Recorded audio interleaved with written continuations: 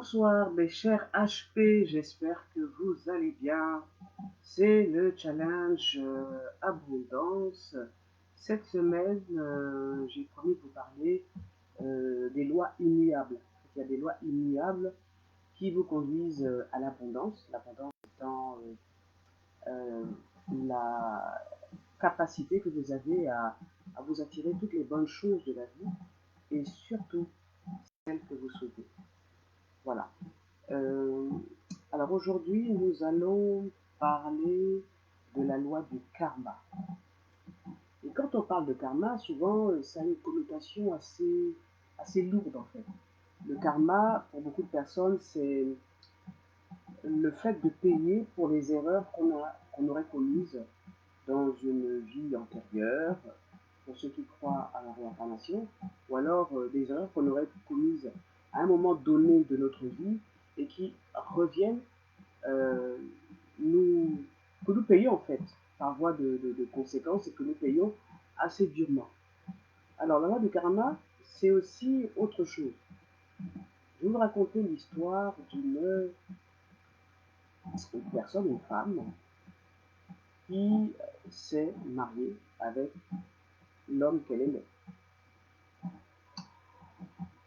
Elle l'aimait, mais il y avait quand même sa petite voix, son intuition, on va dire, qui lui disait de faire attention à cet homme qu'elle aimait. En fait, elle n'a pas écouté cette voix. Pourquoi? Parce que quand on aime, en fait, on est aveugle. L'amour rend aveugle, c'est bien connu. Parce que euh, dans notre coutume, quand on rencontre un homme, euh, on se dit, ben, il faut s'approcher. Même s'il vous fait souffrir, il faut s'approcher.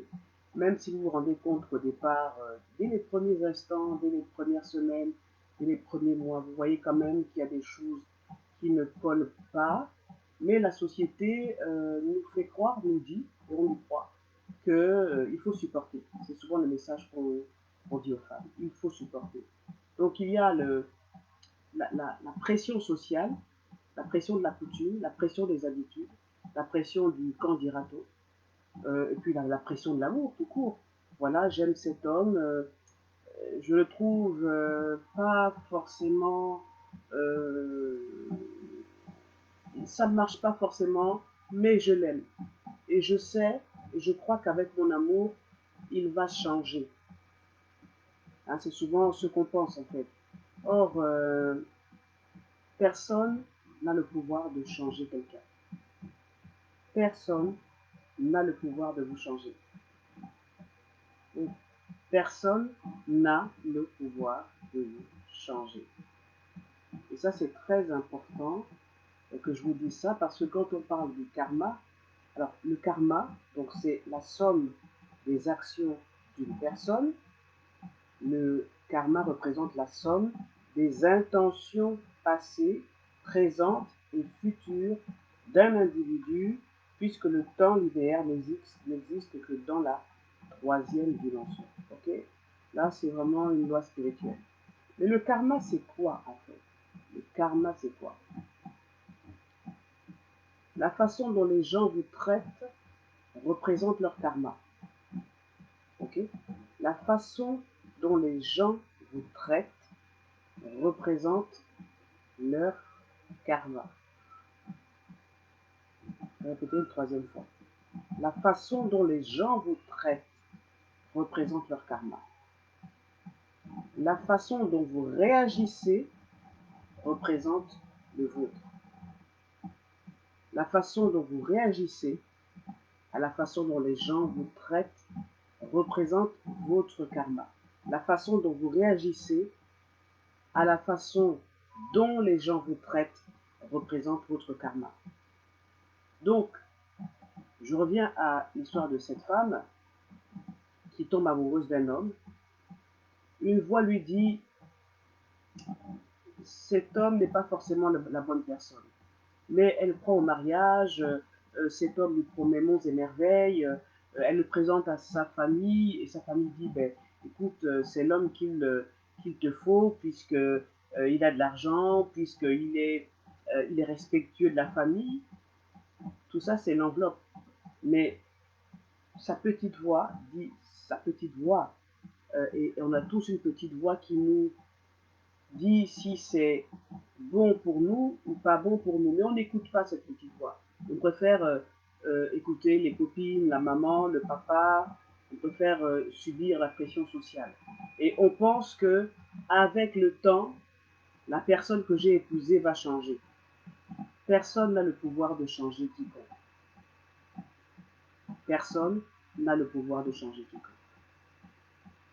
La suite de l'histoire, c'est quoi? C'est que au bout de 20 ans de mariage, cette femme a subi presque tous les jours des coups. Quand je dis des coups, c'est des coups physiques, mais également des coups verbaux, de la violence psychologique, de l'humiliation. Elle a subi l'infidélité de son mari. Elle a subi la violence même économique. Quand monsieur n'est pas content de madame, il ne donne pas d'argent. En plus, il lui a dit au départ, écoute, tu seras la mère de mes enfants, je ne veux pas que tu travailles. Ok? Et au bout de 20 ans, et après beaucoup d'efforts, cette femme prend la décision, enfin elle prend la décision, au bout de 20 ans, d'écouter sa voix. Il disait, surtout n'épouse pas cet homme, parce que ce n'est pas le bon homme pour toi. Ce n'est pas le bon pour toi. Elle s'en rend compte dès qu'elle est mariée et elle prend la décision, après beaucoup de combats, après qu'il lui ait cassé à maintes reprises un bras, elle prend la décision de divorcer. Donc je reviens sur le karma. La façon dont les gens vous traitent représente votre karma, représente leur karma. Okay? La façon dont vous réagissez représente le vôtre. Ça veut dire en fait que vous avez toujours le choix. Et c'est vrai que avoir le choix, ce n'est pas facile. Mais vous avez toujours le choix. Dieu, l'univers, nous a dotés d'un dispositif, d'une ingénierie, j'ai envie de dire, incroyable en fait, qui nous fait percevoir le danger à travers cette petite voix, hein, à travers ce sentiment de lourdeur, d'inconfort. Est-ce que je me sens bien avec cette personne? Est-ce que je ne me sens pas bien avec cette personne? Il y a des signes, hein, des signes qui ne trompent jamais. Mais on n'écoute pas ces signes. On ne les écoute pas. Donc je reprends. La façon dont les gens vous traitent représente leur karma. La façon dont vous réagissez représente votre karma. Donc c'est ça la loi du karma. C'est ça la loi du karma. Et c'est la loi de cause à effet, effectivement. Donc pour mettre en œuvre la loi du karma, qu'est-ce qu'il faut faire? Et il faut prendre le temps de vous écouter. Ce que je vous demande en fait, aujourd'hui, si vous pouvez, c'est de prendre le temps de vous écouter, de noter sur une feuille les pensées récurrentes que vous avez. Vous avez sûrement une liste, on va dire, une trentaine de pensées récurrentes. Il y a des pensées qui vous viennent régulièrement. Et pourquoi ces pensées-là vous viennent à vous et pas à une autre personne? Parce que ces pensées font référence à votre passé, à des choses que vous avez vécues dans votre passé. Quand vous étiez petite, quand vous étiez adolescent, quand vous êtes aujourd'hui devenu adulte. Le passé a toujours une prise sur vous. Et si ce passé à travers vos pensées et à travers vos émotions est lourd, que va-t-il se passer? Que va-t-il se passer? Eh bien, je vous reprends la formule. La façon dont vous réagissez représente votre karma. La façon dont vous réagissez représente votre karma. Je ne sais pas si vous m'entendez. Alors, je vais aller voir du côté de Facebook si vous voyez,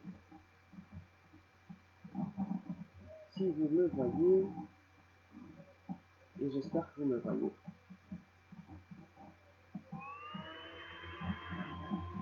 est-ce que vous avez des questions à ce stade?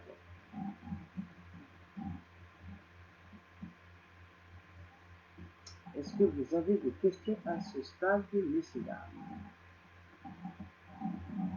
Pas de questions? Alors, je parle de la loi du karma, et la loi de cause à effet. Donc, j'étais à cette femme qui, au bout de 20 années de souffrance dans son mariage, décide de divorcer. Et je reprends donc la définition du karma.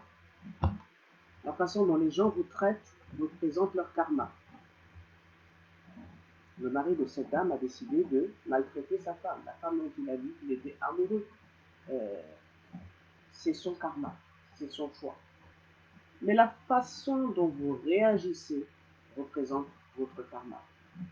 Une personne vous fait souffrir, vous décidez de continuer à accepter cette souffrance, c'est votre karma. C'est votre karma. Donc cette femme, au bout de 20 ans, décide de divorcer. Et qu'est-ce qui se passe généralement dans ces cas-là? Ben, on ressasse le passé. Oui, il m'a fait ça. Donc, les images négatives de violence, tout ce qu'on a subi, ça continue à tourner dans le cerveau, dans les pensées. Vous êtes même malade, même à l'idée de repenser à tout ça. Vous avez des émotions, peut-être même il y a des douleurs qui reviennent parce que quand vous y pensez, vous repensez à la scène où il vous a cassé le bras et la douleur se réveille. Je suis sûr que vous connaissez ça. Donc, ce qu'il faut faire en général, c'est de vraiment faire le deuil du passé. Hier, je vous ai dit, en vous parlant de la loi du don, je vous ai dit en fait à quel point il est très important de... Et c'est pas facile, hein. Ce n'est pas facile, je le conçois. Mais quand vous arrivez à pardonner, ça ne veut pas dire que s'il y a des sanctions, s'il y a un procès, s'il y a une peine, je sais pas moi, une pension alimentaire, si votre compagnon ou votre compagne est condamnée parce qu'elle vous a fait souffrir, oui, la justice fait son travail. Mais vous devez, vous, de pardonner. Pourquoi? Pas pardonner par rapport à la personne, mais pardonner par rapport à vous-même. Vous devez vous donner du pardon pour pouvoir continuer d'avancer. Et c'est pour ça que, justement, la loi du karma, c'est important. Cette femme, divorcée, continue à ressasser quelque chose qui est passé et qui l'a beaucoup marqué. Le travail à faire, c'est un véritable travail de deuil. Et c'est là que j'interviens en général, pour que, euh, vous ne reproduisiez pas les erreurs du passé. Donc, mon travail, dans ce cas-là, consiste à vous accompagner dans le travail de deuil qui consiste à revoir toutes les scènes, tout ce qui vous a, tout ce qui s'est passé dans votre passé, de travailler tout ça, de nettoyer toutes les blessures en lien avec cet événement qui aura duré 20 ans, d'aller chercher les causes pour lesquelles vous êtes tombé dans ce mariage où vous avez été abusé, maltraité, humilié. Ça prend un certain temps. Et quand ce travail est terminé, la prochaine étape consiste à vous poser la question de savoir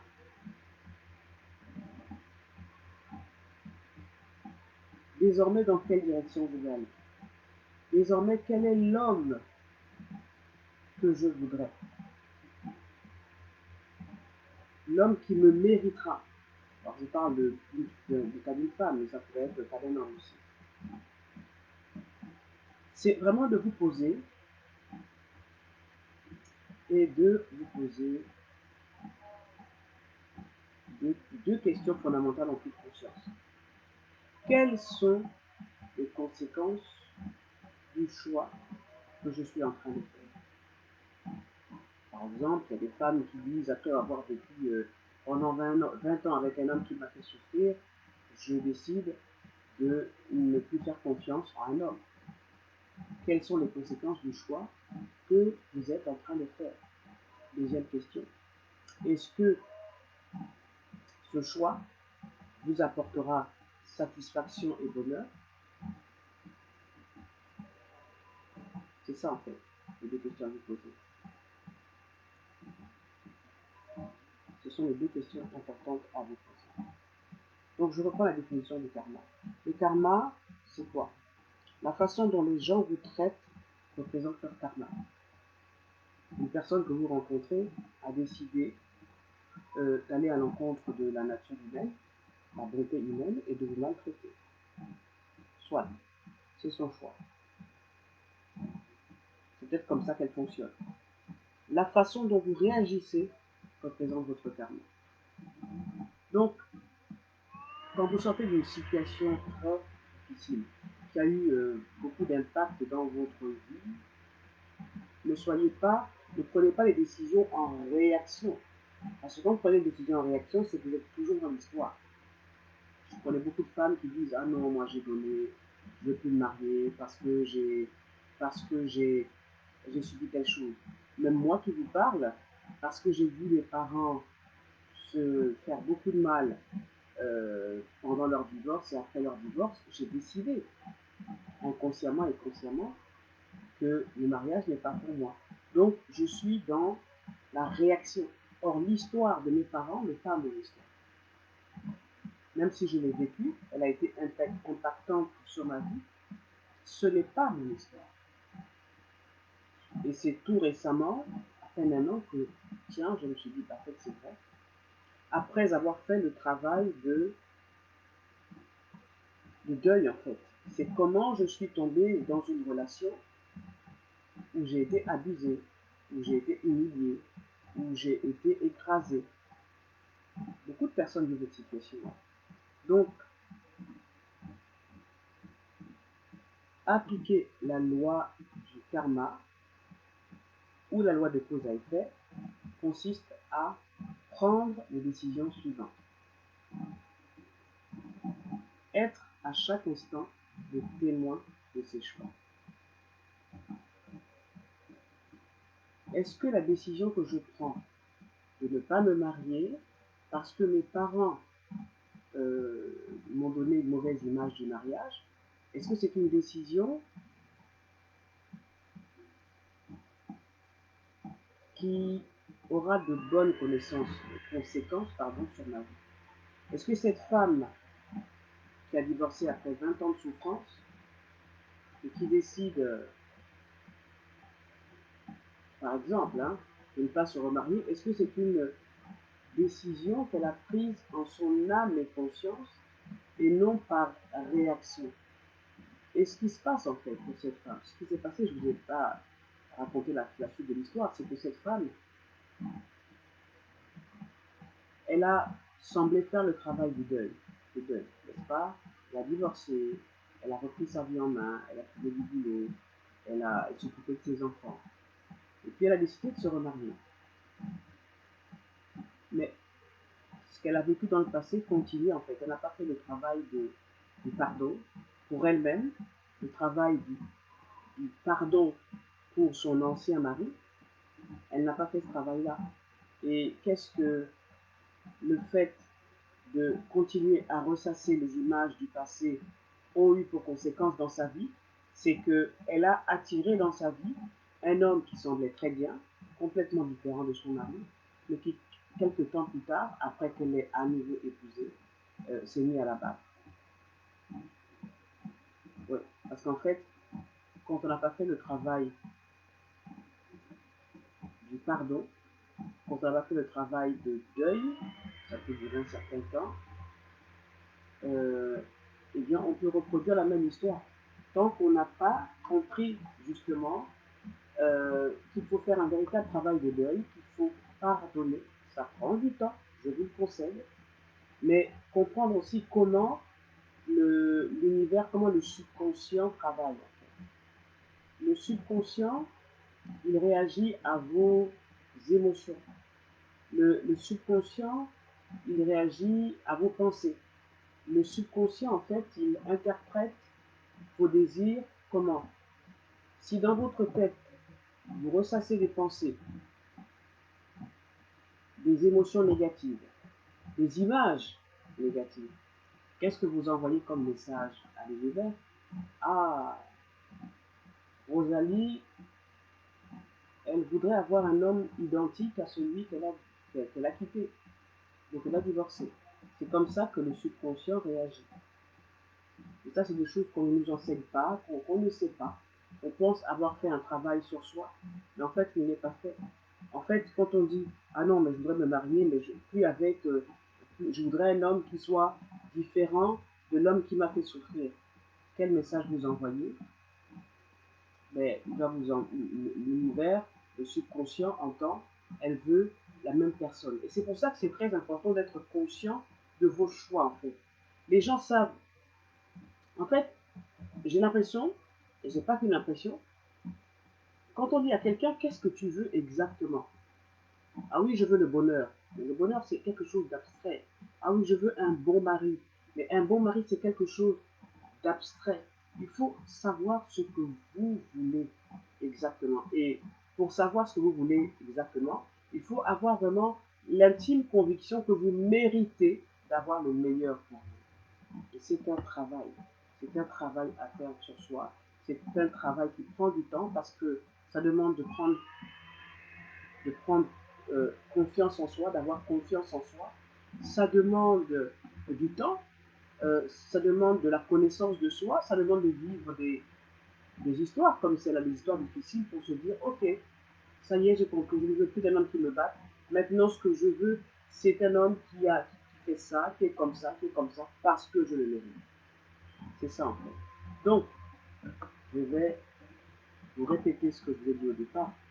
La façon dont les gens vous traitent représente leur karma. La façon dont vous réagissez représente votre karma. Notez ça.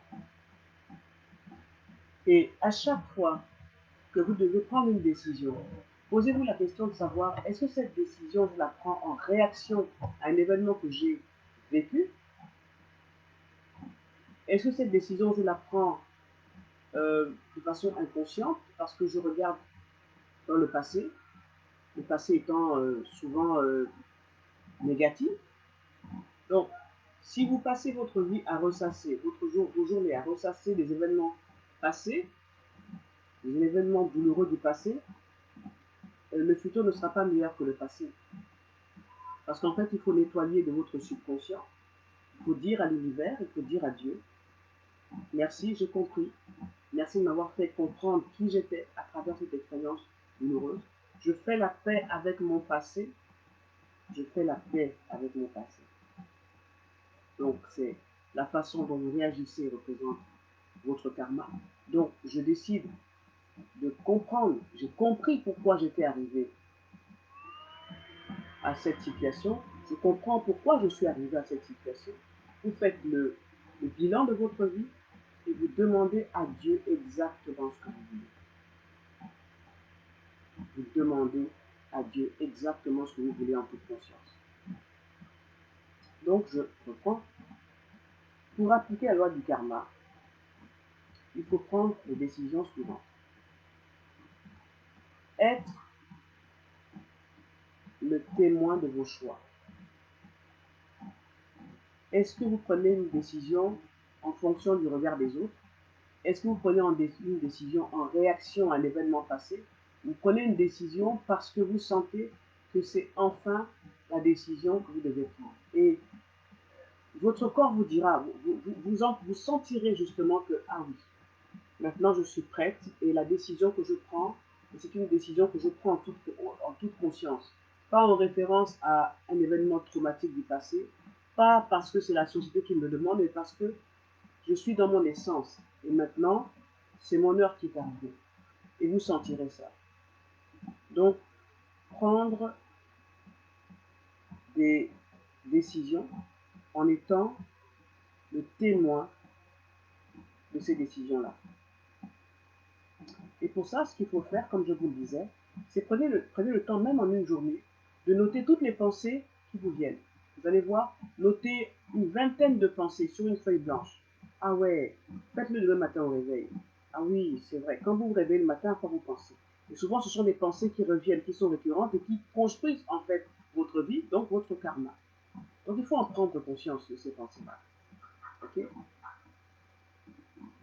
Pourquoi il faut en prendre conscience? Parce que le meilleur moyen de préparer votre futur, votre avenir, c'est justement de prendre conscience des pensées du passé qui vous font souffrir. Et le meilleur moyen de préparer le futur, comme je vous le dis, donc, c'est d'être totalement conscient de vos choix du présent. Quelles sont les décisions que vous prenez pour votre avenir? Quelles sont les décisions que vous prenez en toute conscience par rapport à votre avenir? Et posez-vous deux questions essentielles. Quelles sont les conséquences du choix que je suis en train de faire? Et ce choix apportera-t-il satisfaction et bonheur à moi-même?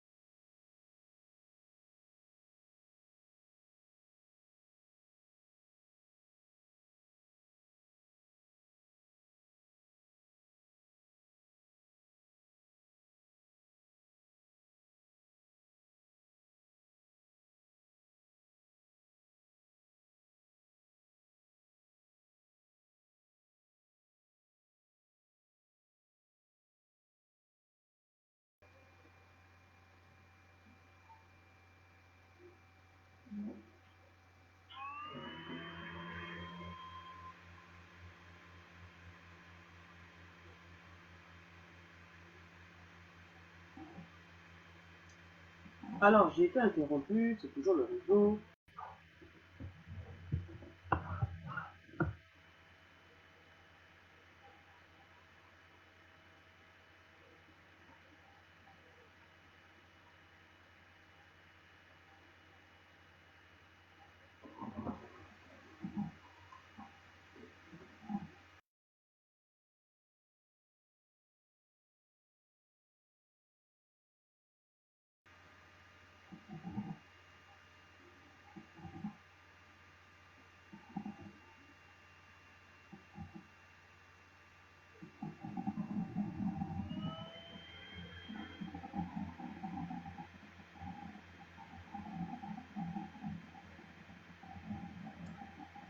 Alors, j'ai des soucis avec le réseau, je suis désolé. Ah, avec le réseau, je suis désolé, vraiment, je suis désolé. Alors, c'est pour ça que je vais pratiquement terminer et que le live est de moins en moins long, parce que j'ai conscience que vous avez des obligations et que l'information peut être efficace même quand je l'écoute. Ok? Donc, écoutez votre intuition. Écoutez-vous. C'est ce que je vais terminer par vous dire. Et souvent, en fait. Voici quelques résultats du web. Merci. Alors, c'est aussi mon téléphone qui fait les siennes. Je ne peux rien demander, mon cher téléphone. Donc, pour appliquer la loi du karma, je vous ai déjà dit comment il faut faire, mais en fait, Dieu nous a dotés, l'univers nous a dotés d'une ingénierie formidable. On n'utilise pas souvent, en fait, parce qu'on ne l'a pas enseigné. Cette fameuse intuition, qu'on peut appeler la conscience, qu'on peut appeler votre grand vous, hein, la partie de vous qui est immatérielle, invisible, mais qui fait partie de vous, qui est en fait votre essence première.